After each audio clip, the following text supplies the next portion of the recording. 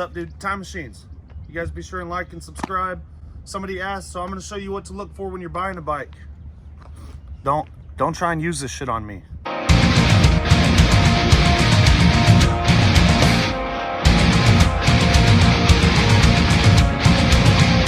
Some things that could really save you some money, and it's all the art of the deal. I'm a professional buyer. I'll show you, watch this. Licensed buyer. And seller. And seller. Not just somebody that, you know, pisses all the locals. Well, I do that. A couple do's and don'ts. Some do's when you're buying a used bike, and some don'ts when you're buying a used bike. And they're both important. So pay attention. Some of y'all need to listen up. And it don't matter if you're buying a Banshee, a Blaster, a Raptor, a Pilot. You could be buying a tractor, a car pickup truck, freaking old lawnmower, rototiller, whatever you're buying, man. A few things to look out for. First thing to watch out for is them salesmen. All right, dudes, a couple things to look for. If you're buying a bike that runs, it's a lot different than buying one that doesn't run. So, and you know, beggars can't be choosers. When you're on a tight ass budget, there's a big price difference. When you're on an extremely tight budget, do not expect to get the best deal. Say, for instance, you have $800 saved up. You might want to keep saving before you go to lowballing somebody. If you're stuck to a budget, try and work within it. You're gonna piss everybody off in the county. Find one that's running. Here's a trick I always like to do. Check these shocks out. We're breaking it in. They're bottomed out right now. That's a pretty good indicator of some blown shocks. When you lift it up, they don't even try and go toward the ground. So now see, this one's pretty decent. I get me a good lean on it. Another way to tell is to lift it. If I lift this back shock and these tires go down 4 inches, the shock's compressed and blown out. Put that motherfudger in first gear, push her and see if she got compressions. Because if you can push her in first gear, that's bad news. I do third. If you can, I can yeah, be like, look at this low compression. Yeah, I do 5th or 6th. Oh, just dips off, smashes that Banshee. But mistake. You can check the compression. If you don't know how to check the compression, look on our page. There's plenty of videos checking compression. Pull the spark plugs, put your compression gauge in there. If you're going to be buying 2 strokes and you want to buy them right, you might as well carry you around a compression gauge. It's like 25, 30 bucks. It's right here, guys, especially if you're a 2-stroke guy. That'll save you a lot of money. The kit's like 30 bucks. Compression gauge kit. Pretty much any dirt bike 4-wheeler, you're going to be able to get a compression test with that. Put it in your truck. Right here, no guessing. No guessing required. You're going to want to check the oil. You know what I mean? You're going to want to check the antifreeze. Have some tools with you. Because lots of times people are just like, oh, no, I don't have none of that. I don't have an 8mm. Because they don't want you looking into stuff or whatever the deal is. Make sure you click her. I don't have any jumper cables, but I'm telling you, it's just the battery. Let's load her up. Pull that seat off. Check the air filter. That one's brand new. Air filters are 20 bucks. If you're going to look at a Banshee and the air filters are completely ruined, they didn't give a shit about that engine. If they're running a bike without an air filter, they didn't give a shit. Chain and sprockets, look at stuff that is cheap wear and tear and make sure people have replaced it. They're not willing to change chain and sprockets. They're not doing oil changes, guys. I mean, that thing could come off and whip your engine. So when I see a bad chain and sprockets, I think the bike hasn't been serviced. That's a real good indicator. Whenever you pull up to look at something, do not take their word for anything. Just say be for yourself. Respectful. Just listen to what they say, but don't take their word for it. Just go with your plan. Check over everything you were gonna check. Don't let what they say affect what. Because if they say, "Oh no, the transmission's fine. Yeah, all 6 gears work," and then you get home and 5th and 6th are gone, or 1st is done, then you're gonna be mad. Or you got extra neutrals. And then you're gonna be blocked too by the time you get home. So, you know, make sure you do your checks on everything. If you pulled up and it said needs carb clean and it needs a top end and brakes and wire harness, kill switches, you know, it's gonna affect the price. Oh yeah. It's not what we talked about. If you're looking at a bike, don't be afraid to get up in there. Turn her upside down, flip her over. You know what I mean? Get behind her. Do whatever, but don't be afraid to get up in there, get you a good look. Not too bad. old Cannondale 440. Another way to get a good deal is just get them off guard and make them laugh a little bit. A lot of these guys are like got a poker face on and want to be dead set serious. Yep. I can break that up real quick. Takes me about 30 seconds. Yep. And I get them off guard. And then I won't make fun of their Banshee or nothing. No, just like if they drive a Chevy. Or, I tickle them. Tickle. I Blake go, hey, tickles we them. tickle. And then, you know, they're like, hey, stop. Oh, come on, man. Come on, man. You I'm told like, me doing all right, that I'm going to do it again if you don't drop the price. Uh-huh. Where's your wife? Where's your wife? I'm going to tickle your kids. Oh, get you. Tickle, tickle. Watch out for that. Watch out for Blake trying to tickle you, too, if you're selling him something. Make your own checklist. There's a lot of big words I could drop on you that you might not even understand, so just look it over good. And if, for God's sakes, test ride it. But what I like to do first, they always want to ask me, here, oh, you want to ride it? Here, go ahead, ride it. And I'm like, no, I'll watch you ride it first. Then you can get a good look at that damn thing. You can see how they ride it. Yep. You can see how the back rear axle's end. bent, and you never would The have rear known. carrier is done. You can see that smoke under acceleration or whatever the case may be. Yep. You can hear it better. And then you can always ride it afterwards. You're definitely going to test ride it. Times, man, people come buy stuff. Me or Blake rip the shit out of it. They get a little bashful. And they just open the tailgate. They don't even want to test ride it. And that's because they're scared. They're like, oh, shit. Yeah. I didn't know it did that. It intimidates them a little bit. And then we sick the dog. Plus, we turn the dogs loose. Yeah, we're like, oh, no ride Here now. come the Rolo's dogs. out. Dang it. Who let him out? Rolo pulled a bumper off of something. Be sure and like and subscribe. And I could definitely give you some more pointers. We'll have to go into a more in-depth video. But the main thing is don't talk yourself out of a good deal. For sure. People do that all the time. And if honestly, if they're asking prices out of the question, And look for something else. And don't let somebody talk you into a bad deal. I see people all the time. I seen it today. Oh, this guy wanted $900 for this bike. Talked him down to $400. Should I buy it, you guys? Like, so you've been hassling this dude all day, got him down to $400, and you're still not gonna buy it? What the hell kind of shit? Hey. That's why I don't waste my time with him.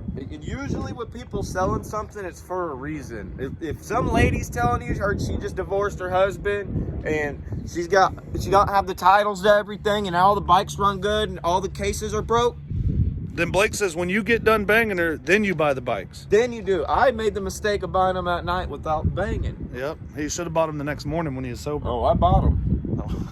He bought them. He sold one of them to me.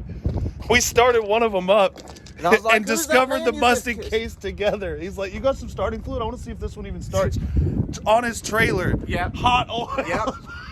And I'm like, wait, who's that dude you were just kissing? I thought you got divorced. She's like, oh, we're working on things now. That was yesterday. That was 5 minutes ago. Yeah. It's weird. She had some money that she got from Blake, so I think they got back together. Yeah. She had took that $300-400 and got him up. I'm pretty sure he was a crack grower or something. He grew crack. Yeah. Yeah, he probably was a crack grower. Something like that. He had a crack lab. That's Yeah, what it is. crack lab. Whatever kind of bike it is you're buying, go ahead and get a hold of that pipe. See how long they warmed it. See if old Blake's been warming it up for an hour. See if it's truly cold. Start it up, let it idle, get it warm. Try and get it hot. I mean, if it takes you 5 minutes and you get it hot, don't expect to be able to go ride it too much. I mean, seriously. If in 5 minutes the machine's overheating, something's wrong with it. And I'm not talking about taking a blaster that's air-cooled and letting it sit for 30 minutes. I'm talking about if y'all are planning on going and riding your machine, you better see if it'll get hot now. You'd rather find out at home. Rather find out when you're buying it. Other than that, guys, listen for noise irregularities. Don't get into something you don't know. But if it's something you're worried about, it's always good to take another set of eyes with you. I mean, both you take a friend with you, something like that. Y'all get a better look at it together. You can talk about it. And maybe somebody sees something you don't see. Plus, you know, maybe you feel safe or whatever. Maybe, you know, having some dude with his arm around you, you'll feel... I gotta see if I can get a friend to go with me, so... I hear that shit all the time, but it ain't a bad idea. It's just go ahead and wait. Hey, be sure when there's a really good deal, be sure and take your time. For me, that'll mean a lot to me when I buy it. You guys be sure and just like and subscribe. Get up in there in the comments. If there's a video y'all want to see, let us know. Maybe we can get you something together while we're working one day. I mean, this is pretty basic, but the advice will go a long ways. Oh, yeah. So, and when you're buying something, always get a little thing called a bill of sale. There's a little paperwork. Get a little paperwork. Maybe check that old boy's ID. Take a picture of the sale. in their That ain't a driveway. bad idea, but definitely get them to sign a piece of paper and confirm their ID. You want to go around the motor and take you a look and see if stuff's all stripped out, like some jamoke's been working on it, just tearing it up. That's a pretty good way to tell if a good mechanic's been working on a machine or not. Everything's stripped out. Come on. It just needs a little clutch work. When you get there, look at that clutch cover. Chances are they already they got way up in there, boys. Lost half of it, who knows what. And when you're buying a project and you know you're gonna have to put some money into it, now don't expect the seller to cover that. When I price a 250R that's not running for $2,000 needing a top end, it's because of the current condition it's in. So if then you come and try and tell somebody, well, can we do 1,000 because of the condition? No, I priced it to 2,000 because of the condition. The price is what it is due to the condition of the machine. So come on, that's out of your pocket. If you want a project and this is what you want to do, you're gonna have to work and it's gonna be your fucking money. Don't expect the people who are selling you a machine to just be like, yeah, where do you want me to send all the new parts for this build to? Like you wanted wheels, tires, shocks, new top end, what size of those riding boots you wanted me to buy? And what size helmet was it you needed that I'm supposed to cover? Give me a break, guys. Play it cool when you go see a machine. I'm fired up right now because buyers, man, they like to bullshit a lot. And it's really messed up when I know what I'm like when I go buy a machine. And it's not like most of the people I'm dealing with. And then they ask, well, how you get all them good deals, Jared? Because I don't be bullshitting people all the time. I don't bullshit myself. I'm not going to waste my time. Hey, is that pretty machine for sale? Yeah. Cool. How long have you owned it? Okay. Well, I was really just wondering, do you have any videos of it? Do you send me some pictures of it downstairs? Can you send big red tip pics, man? Just because I'm just looking. Some real good advice. If you see a good deal on a Banshee, don't throw it on damn Facebook before you buy it, asking people if they think it's a good deal. Because then somebody like Jared or Blake's going to buy it. And you're going to be sitting there like, man, he said he only wanted 800 and I come along and offer 1250 and then I buy it. Because you don't know a good deal when it's sitting Hassle free. Because you don't know good content when it's looking you right dead in your Facebooks. So come on, dude. $539 on tires. $100 on some Nerf bars. A while doing them pipes. The whole top end kit was $1,300. New handlebars, grips, levers, another $60. Antifreeze, oil. There's another $25. What else do we do to this thing, Blake? The carburetor plastic. Kit. Yeah, $250 for the rear plastic. The carburetor kit's about $60. Chain and sprockets about $70.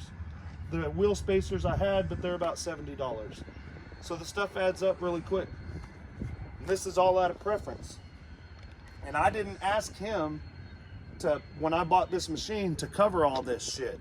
Nope. He told me the motor ran. I got there and it was locked up. And I said, man, I can't buy it. And he's like, well, that one's your moneymaker right there. And I told him, but it doesn't really matter because you said they would both run with a little bit of service and the sumbitch is locked up. It's blown up. And it was blown up. And it was blown up. And he knocked $500 off because we come to the agreement. I was hoping it was the top end. It wasn't what y'all agreed on when you were on the way there. Exactly. So if there's something different from what y'all discussed, then the price does change. And don't let them walk on you. The problem was, in any other circumstance, I probably could have got these machines for $3,000, but you got them Facebook warriors on there from fucking Madagascar telling this guy his Banshee in Oklahoma that's rusted out in the barn's worth 10 grand. People saying they're worth 8 to 10 grand. Ship them to fucking Egypt. Yeah, ship them over here to Cairo, and I could get $12,500 for each one. But man, I get $13,000 on the Amazon River. You guys be sure and like and subscribe. I could give you a lot more in detail video down the road. I'm just trying to do this because we're waiting on a customer. But if you're doing a project, it's coming out of your pocket. Don't expect anybody else to pay for it. That being said, if they advertise something one way and you get there and it's not, then you damn sure have some ammo. Yep. There's another thing when you're buying it. Don't ask questions that are in the ad. Yep. Make sure you read that sucker twice. It makes it seem like you're an idiot. Shit. Yep. And I'm supposed to spoon feed it to you. Also, if you get in the comments, Banshee guys hit me up about these Banshees. If you get in the comments and tell me to PM you, we're fucking done, son. Yup. I am not PMing you. I ain't coming to you if you I'm want not shit PMing from me. you. Dude, what's next? What are you gonna want next? You want me to deliver it? Yup. Oh, you want me to loan it? Oh, you want me to finance it to you? If you can't fucking PM me, something tells me you can't buy it. If you ask me how far Fort Worth, Texas is from you, God, I hate that. I'm not a GPS. dude, something tells me if you can't figure it out, you ain't gonna make it anyways. Use those. Use your eyes and your ears, guys. That'll go a long ways. Appreciate it. Be sure and like and subscribe. Lots more coming at you. We're gonna rip this Banshee a little bit more and then jet it down. If they ever bring me my jets. We're a week out. We're 10 days out on the jet kit. If it arrives today. Wait. Did I get all 3 of them? I don't know. Are they even loyal enough, Blake? I don't know. To just tell them stuff like this? Some of them. I'm gonna let you in on some stuff. And first things first, lowballers oftentimes get ignored. So if you think you're gonna get the best deal by just offering somebody half what they're asking for their bike, What's the good price? He gets ignored. What's a better price? That's always fun for me though, because I'm like, better for me? Well, I'm asking 5, so I guess 6 is better for me. And then they don't understand. And they don't get it. Oh, what's the least you take? Have a good offer? Crickets. Because it's irrelevant, because they're not going to buy it. Anytime you tell this is for selling a bike, but anytime somebody asks me that, they don't come buy a bike. They do not come buy a bike. I can't even remember one time somebody asked me that and then come and bought a bike afterwards. Just so y'all know. So if you're those guys, what's the lesson on everything? Then they answer, okay. When you answer them and you tell them 2,000, they're not committed. Okay. So when they ask me, what's the least you'll take? I just tell them, what's the most you'll give? Oh, wait, and when? Oh, 2,000 next January, if all goes as planned. But throw the win in there too, because that really makes a big difference. That way you can call them on their shit. Usually my favorite thing is they make an offer, I say when. If they're serious, they tell me when. If they're not serious, they don't even respond. They're like, shit, did he just accept that? Whoa. Did you just tip? First of all, I don't even really have it. I gotta get funds together. Yeah, I don't. Oh, my wife said no. Yeah, let me talk to my wife. Okay, my mom. My roommates. Full disclosure, guys, I've waited 14 days so far for that jet kit. Still not here. So I got some videos right here of us breaking in the Banshee on some 410 mains and 27.5 pilots. And hopefully they do it justice. I mean, the bike rips pretty good, but it's really rich. So still waiting on this jet kit from Sigma. It's kind of a bummer, dudes. But thanks for watching this build, and I got another one coming up soon. Got that 410 main. She clear out.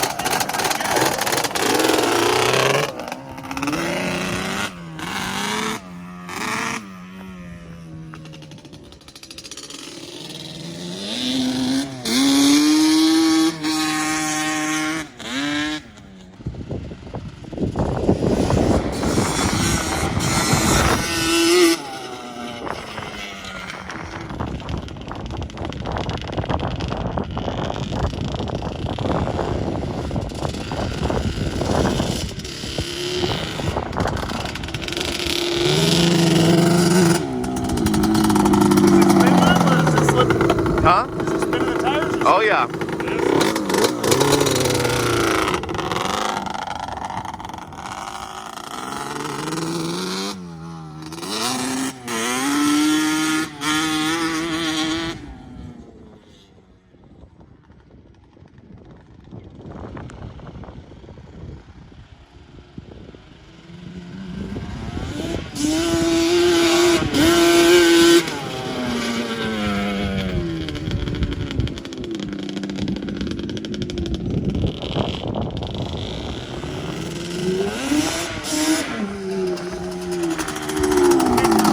It's roosting them.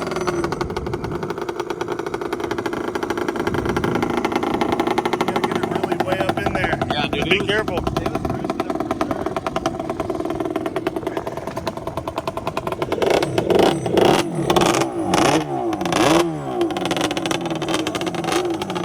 It's a lot different when you're riding it.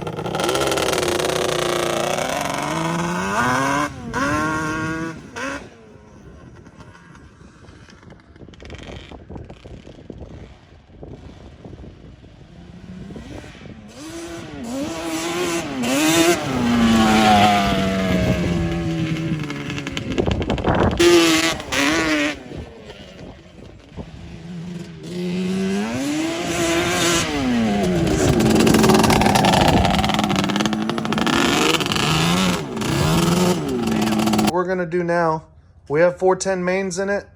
I'm hoping the kit's here today, but I'm not going to ride it anymore like this. I feel like it's super rich, just like we wanted for breaking it in. Not super rich, but it's rich, like we wanted for breaking it in. And we're going to step it down to some 370s, between 340 and 370. So whatever feels the most right and the plug says is the best.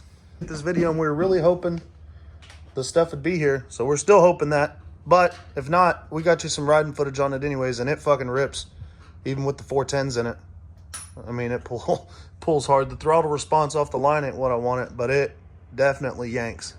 And I don't feel bad for doing it because I know that thing's getting plenty of oil and gas. So dudes, I threw this video together because a subscriber kind of asked for it and I had a little bit of time. If you guys want to see a video, got something to say, hit me in the comments down there and maybe we can make it happen. So comment on this video, I'll be sure and respond to it, and get up in there, dudes. Like and subscribe. Over 180 videos on the channel. Thanks for 5,000 subscribers, guys. Today's Thursday, tomorrow's Friday, obviously. This is the day that you're seeing the video, Thursday, I guess, whatever day in February it fucking is. 25th, I think. Still waiting on that Jet Kit Sigma.